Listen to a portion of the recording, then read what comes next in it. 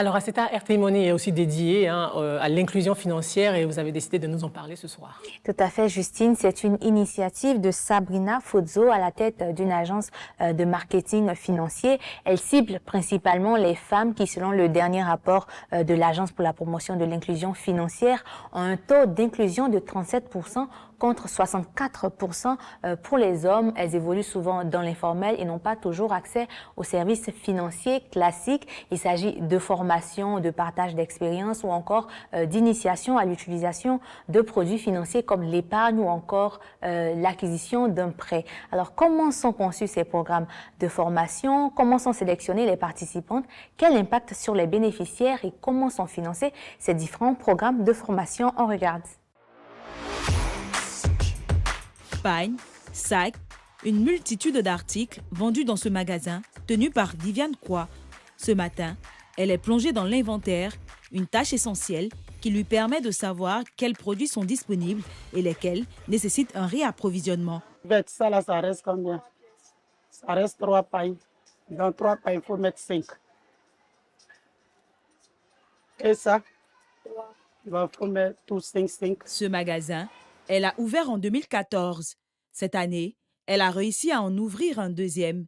Un investissement de 8 millions de francs CFA qu'elle a pu obtenir grâce à une microfinance. Moi-même, j'avais un peu d'argent. Maintenant, j'ai une tante là, elle me parlait toujours que si tu vas faire ouverture dans une banque, peut-être tu peux avoir prêt pour travailler. Donc c'est comme ça, j'ai pris mon courage et puis je suis allé. Ils m'ont demandé une somme, j'ai versé, ils m'ont donné crédit. Et j'ai commencé à vendre. C'est ça qui m'a fait grandir aujourd'hui. Avant, moi, je ne sais pas que même si tu as 100 000, tu peux ouvrir compte. Moi, je pensais que ceux qui ont l'argent à la banque, ils ont l'argent jusqu'à... Même si tu as 100 000 ou 200 000, tu peux ouvrir compte. Depuis sa bonne expérience avec la microfinance, elle comprend désormais l'importance de l'éducation financière.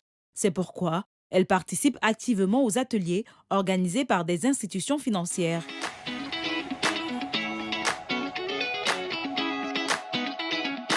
Quelques heures plus tard, nous retrouvons Viviane dans l'un de ses ateliers sur l'éducation financière. Et aussi, tout à l'heure, j'ai entendu, Mme Djekem m'a entendu, moi, je ne veux pas crédit parce que ça ne s'est pas bien passé. Voilà. Donc, on va me former aussi sur la gestion des dettes. Aujourd'hui, elle partage son expérience avec une cinquantaine de femmes commerçantes. On te donne le crédit. C'est ce que les parents disent. Il faut savoir gérer. Ça parce qu'on t'a donné le crédit, tu as vu, c'est beaucoup. Tu vas donner à ton cousin, tu vas donner à... Il faut gérer. Pour elle, faire ce storytelling est important pour aider les autres femmes à être moins réfractaires aux services financiers. Garder l'argent à la maison, ce n'est pas une bonne chose. Il faut épargner pour avoir le crédit pour travailler. Il y a plus de 5 femmes qui m'ont approché, qui m'ont laissé leur numéro même.